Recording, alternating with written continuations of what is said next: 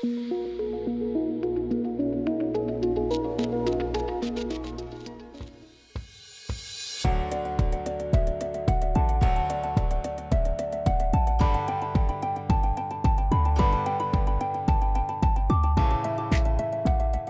aí pessoal, tudo bem com vocês?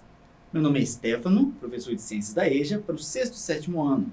Hoje a nossa aula retorna aos campos para falarmos sobre a criação de animais. Nossa conversa de hoje é essa aqui, pecuária intensiva e extensiva. Para a aula de hoje, o nosso eixo temático é empreendedorismo e educação financeira. O objetivo da aprendizagem é identificar relações entre o conhecimento científico, produção de tecnologia e condições de vida. No mundo de hoje, sua evolução histórica, compreender a tecnologia como um meio para suprir necessidades humanas, sabendo elaborar juízos sobre riscos e benefícios das práticas científico-tecnológicas. O objetivo desta aula é compreender as características da pecuária extensiva e intensiva, identificar suas vantagens e possíveis impactos ao meio ambiente. Então, estudantes, preparem lápis e papel, porque o que não vai faltar são informações que a gente precisa lembrar, né? E anotar é sempre bom. Falando em lembrar, lembrem que a presença dessa aula pode ser registrada pelo QR Code que está aqui na sua tela. Aponte a câmera do celular para ele, para que sua presença fique marcada com a gente. Bom, agora vamos começar. Gente, a atividade pecuária, a criação de rebanhos, é essencial para a economia brasileira.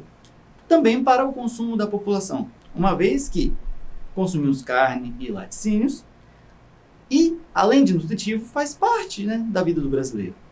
Ainda assim, o espaço territorial dedicado a tal prática vem se expandindo, indo de encontro a florestas, causando desmatamento em grandes proporções. As florestas atuam na regulação do clima e abrigam grande biodiversidade animal e vegetal, gente. Sabendo da importância desses dois elementos em nossas vidas, hoje a gente busca entender se pode haver um equilíbrio entre esses dois. Vamos tentar responder se é possível exercer atividade pecuária sem causar danos ao meio ambiente. Vamos descobrir juntos, conto com vocês, seguimos com a aula. Pecuária é a criação de rebanhos, como falamos anteriormente, e se divide em dois modelos. Se diferencia também em suas propostas e características. Estamos falando, gente, da pecuária extensiva e da intensiva, certo? E o que significam esses termos? Galera, quando a gente fala de uma prática extensiva, estamos nos referindo a uma prática rudimentar, aquela que faz uso de instrumentos e procedimentos primitivos. Por outro lado, uma prática intensiva tem foco em potencializar a produtividade de um serviço ou de uma ação. Para isso, atua com maior intensidade e faz uso de recursos que agilizem esse processo. Show? Mas como essas diferenças se traduzem na pecuária? Vamos dar uma olhada?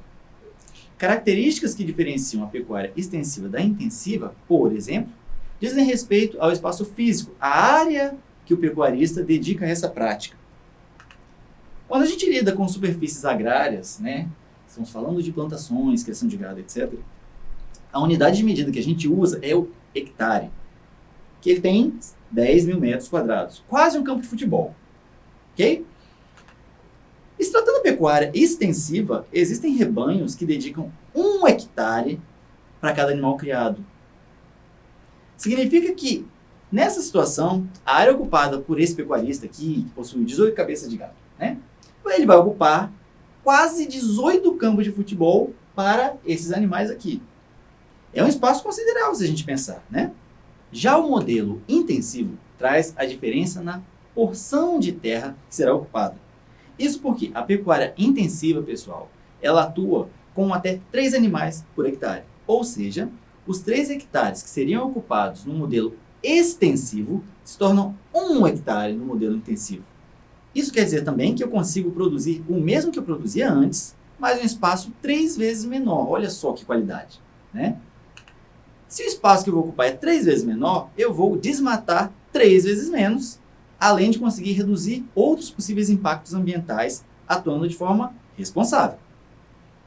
E falar em desmatamento, logo traz à nossa mente a situação, né, pela qual está passando a Amazônia. com o avanço do desmatamento ilegal em função da agricultura e criação de gado. Gente, segundo o INPE, né, o Instituto Nacional de Pesquisas Espaciais, 60% das áreas desmatadas viram pasto, sendo que muitos desses espaços operam no modelo extensivo, né?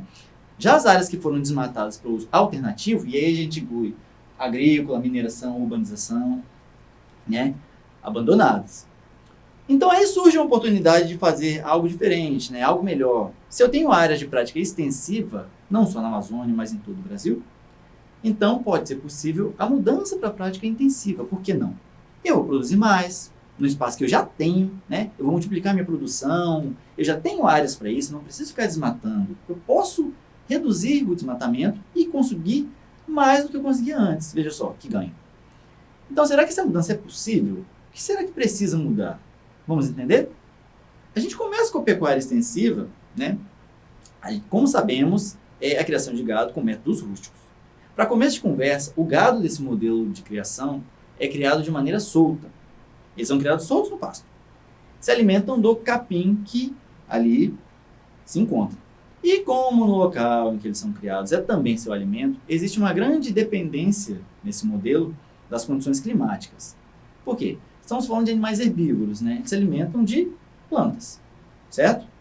E é importante lembrar que a vegetação, no caso o capim, é o alimento essencial para eles. Da mesma maneira que eu posso ter um campo verdejante em certos períodos do ano, em outros eu posso ter seca, que vai prejudicar a qualidade de vida desses animais, né? Vai prejudicar o alimento deles e traz consequências.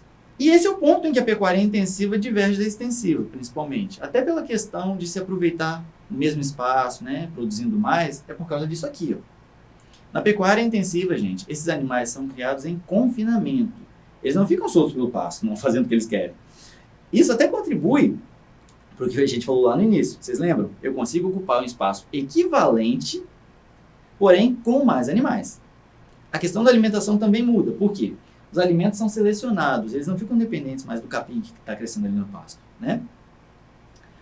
Inclusive, se trata de uma alimentação suplementar, com ração, vegetais, que visam garantir os nutrientes que esses animais precisam, além de proteger esses alimentos com pesticidas durante o seu cultivo e tudo mais. Então, falamos da pecuária intensiva e extensiva enquanto criação de animais bovinos.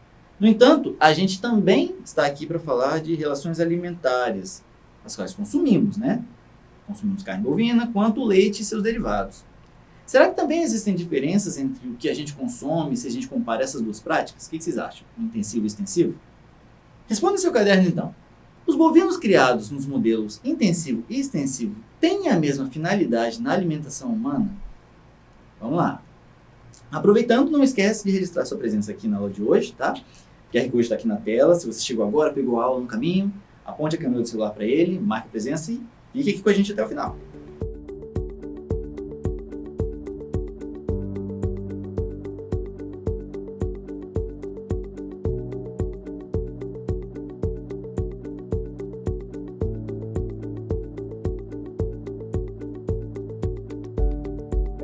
Então, pessoal, a verdade é que não, né? Não são usos semelhantes, não têm a mesma finalidade, certo?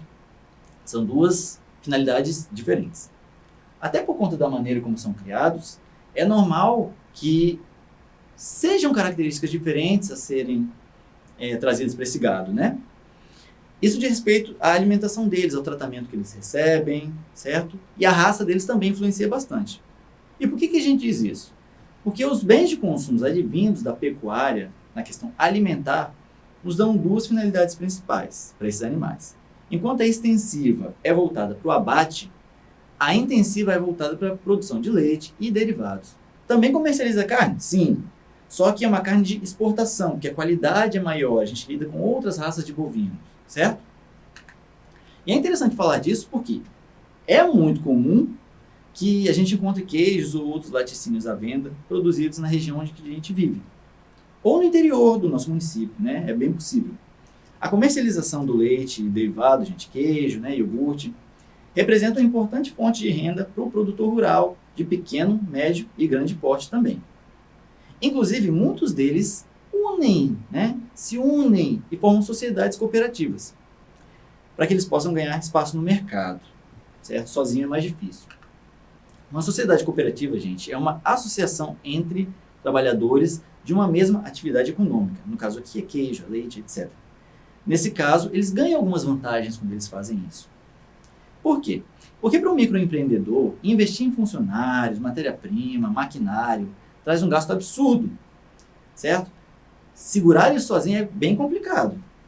Então, a legislação brasileira permite a formação dessas cooperativas, nas quais a manutenção, né, das atividades é sempre a prioridade, ou seja, vai fazer de tudo para que esses produtores continuem exercendo a prática deles. Assim, uma cooperativa oferece a seus participantes a possibilidade de empréstimos com juros mais baixos, compras coletivas de material e outros recursos essenciais para que eles se mantenham na ativa. Aliás, falando nisso agora, a gente sai da fazenda e volta para o supermercado, porque estamos fazendo compras. E aí você vai até o açougue, dá uma olhada na tabela de preços e nota que houve uma elevação nos valores, né? Tudo está muito alto. Você comenta isso com o açougueiro e ele cita que a seca tem causado esse problema por afetar a pastagem. A seca? Como assim a seca? Eu quero carne, não quero pasto, né? Isso não deveria influenciar. Ou deveria?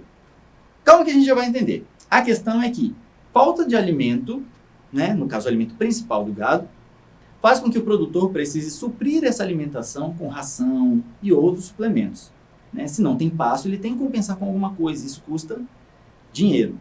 Com isso, ele tem maior gasto e ele vai querer compensar esse gasto no preço da carne. Isso acaba chegando em quem? Na gente. Por isso, todo ano de seca é também um ano de aumento de preço das carnes. E a gente sabe que essa mudança ocorre, né? E sente essa mudança por isso aqui, ó, por essa razão. E mais aqui a pecuária extensiva, a gente tem um gado que é voltado para o abate, né? A produção de carne para o mercado interno, ou seja, os brasileiros. Significa que, no caso, se a pecuária extensiva sofre com isso, quem vai sofrer somos nós. Tudo bem? Mas e o gado da pecuária intensiva? Bem, como dissemos antes, a pecuária intensiva tem seus animais destinados à produção de leite e derivados. Então, já que você está no açougue, aproveita e pergunta para o açougueiro sobre o preço do queijo. Você descobre que ele está muito alto também. E mais uma vez ele fala da seca que atingiu o plantio de milho. Incrivelmente informado esse açougueiro, né? E aí você descobre que o milho é que é o principal ingrediente do suplemento alimentar que o gado consome. Sendo assim, se a seca atinge o milho, temos, né, falta de milho. O milho que tem ainda em boa qualidade fica mais caro.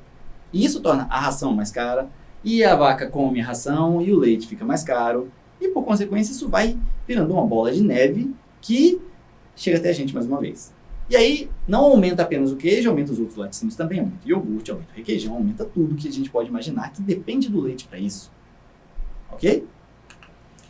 Bom, e por que a gente falou disso tudo? Você percebeu que essas situações se deram por um mesmo fator? Nos dois casos, a seca causou aumento dos preços, refletindo em alguns alimentos que fazem parte da rotina do consumidor comum. Não é só questão de gostar de comer carne. Eu gosto de comer carne, eu gosto de comer queijo, beber leite, iogurte. Não, gente. Esses alimentos, eles trazem gorduras e proteínas que a gente precisa. Não é só porque a gente gosta, porque a gente precisa. Né? O organismo ele necessita de proteína, necessita de gorduras para poder funcionar direitinho. Assim como outros nutrientes também que a gente encontra em outros alimentos. Certo? E a seca, pessoal, apesar de ser um fenômeno natural, é agravada por ações humanas, que a gente cita lá no início com o desmatamento. Em especial, o desmatamento da floresta amazônica, cujas árvores são responsáveis pela emissão de bilhões de toneladas de água na atmosfera. Né? A mesma água que, além de servir a própria Amazônia, também influencia nas chuvas e clima do Brasil. Por isso, apesar de a gente estar falando sobre pecuária, a discussão de hoje não se trata apenas de quanto você paga por 1 quilo de carne ou por 1 litro de leite. Se trata de compreendermos como os alimentos que a gente consome têm relação com a criação animal, né, que pode seguir duas propostas diferentes de pecuária. Uma delas vai ocupar mais espaço, vai desmatar mais e, por consequência, vai causar impactos ambientais que vão afetar todos os seres vivos. Então, a pergunta que eu fiz lá no início, retorna agora, estamos aqui com a nossa ovelhinha, e já dá para responder? O que vocês acham? é possível exercer atividade pecuária sem causar danos ao meio ambiente? Deu para concluir alguma coisa com a aula de hoje? Gente, infelizmente, não é possível, né? Não é possível exercer atividade pecuária sem causar danos ao meio ambiente. No entanto, é possível que se adotem práticas que reduzam esses impactos ambientais, por meio da reutilização de áreas já voltadas para, né, criação de gado, evitando que se siga com o desmatamento. Se é possível, tem que ser feito. Podem anotar, eu vou dar um tempo de 15 segundos para vocês e aí vamos seguir.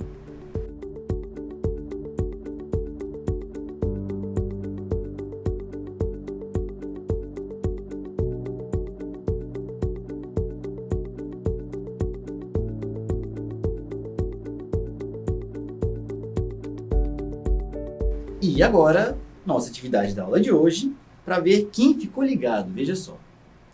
Gente, dê uma olhadinha aqui nesse texto que está nessa caixa em laranja, porque é ele que vai orientar a gente, tá bom? Embora a pecuária intensiva traga muitos benefícios, o modelo extensivo ainda é muito comum em todo o país. É verdade. Principalmente em áreas com menor oferta tecnológica. Nesse contexto, uma vantagem da pecuária extensiva é: letra A, menor uso de fertilizantes e agrotóxicos. Letra B, maior produção de leite comparada à prática intensiva. Letra C, garantia do preço baixo de carnes, leites e derivados. Ou letra D, redução do desmatamento. Gente, leiam com atenção, tá? Escolham a resposta correta, analisem com cuidado, darei um tempinho para vocês e vamos lá.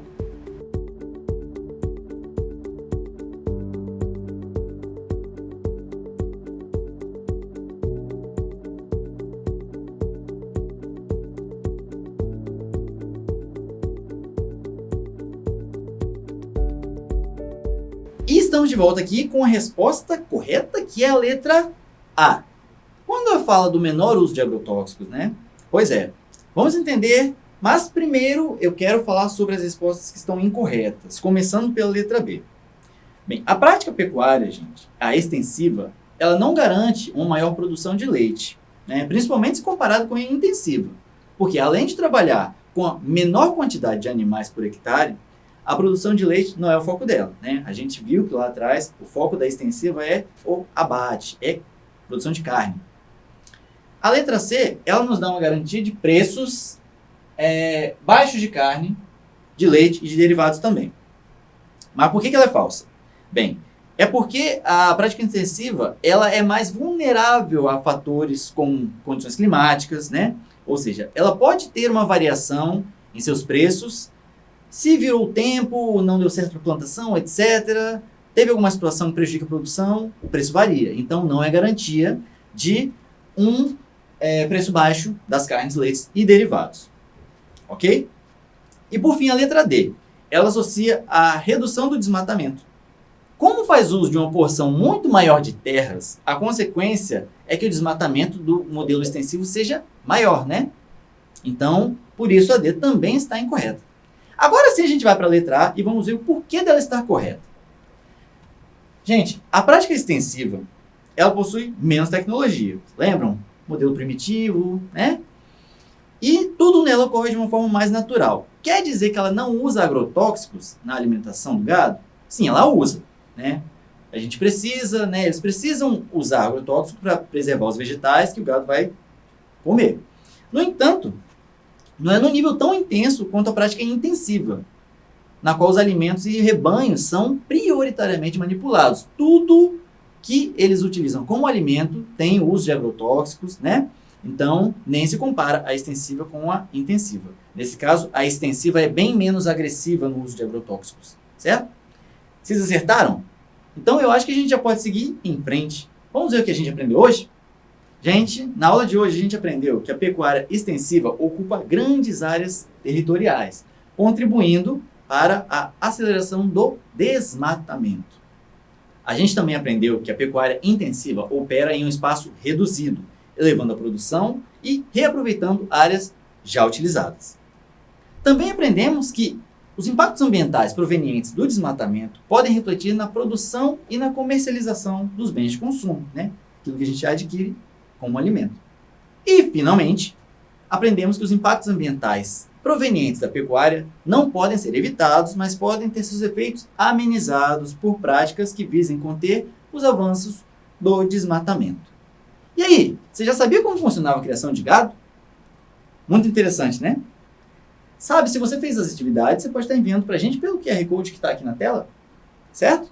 Basta apontar a câmera do celular para ele e mande para a gente. Então é isso, estudantes. Pecuária intensiva e extensiva foi nossa aula de hoje. Eu espero que vocês tenham gostado, que ela tenha sido útil para entendermos como uma prática humana pode afetar desde o produto final até o próprio meio ambiente do qual fazemos parte, né? Não se esqueçam de registrar a presença de vocês, QR Code está aqui na tela. Aponte a câmera do celular para ele também e fique com a gente. Espero vocês na próxima aula. Fiquem de olho na nossa programação, bons estudos e não se esqueçam, mesmo distantes, estamos juntos.